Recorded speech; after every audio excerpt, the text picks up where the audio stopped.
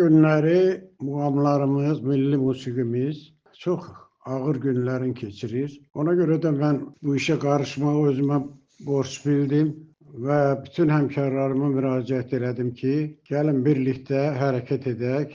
Bu bayağı mahnıları efirlərdən yığışdırdaq. Xalq musiqisi təbliğ olunsun. Çünki muğamlar bizim ana laylamızdır. Mən Azərbaycanımızı, muğamlarımızı təsəvvür edə bilmirəm. Ona görə də bu iş məni çox narahat elədi. Çünki mən artıq 40 ildir ki, muğamların təbliği ilə məşğulam. Öz tələbələrimlə özüm xarici ölkələrdə həmişə muğamları təbliğ eləmişəm. Bugün də bu vəziyyət məni narahat edir. Ona görə də mən bütün bizim xalq artistlərimizi, əməkdar artistlərimizi, gözəl musiqiçilərimiz var, yəni fəxr adları yoxdur. Onları, jurnalistləri, hamını dəvət eləyirəm ki, gəlin birlikdə mübarizə aparaq və muğamlarımızın şöhrətini yenə də qaldıraq.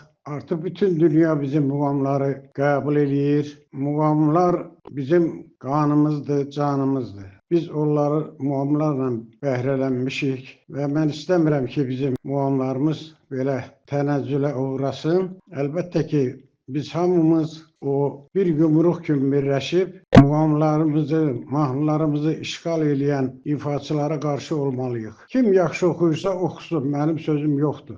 Amma muğamları lağlağıya qoyub, onları qeyri-peşəkar səviyyədə oxuyanlara qarşıyam mən. Mənim başqa heç kimə qarşı bir iradım yoxdur.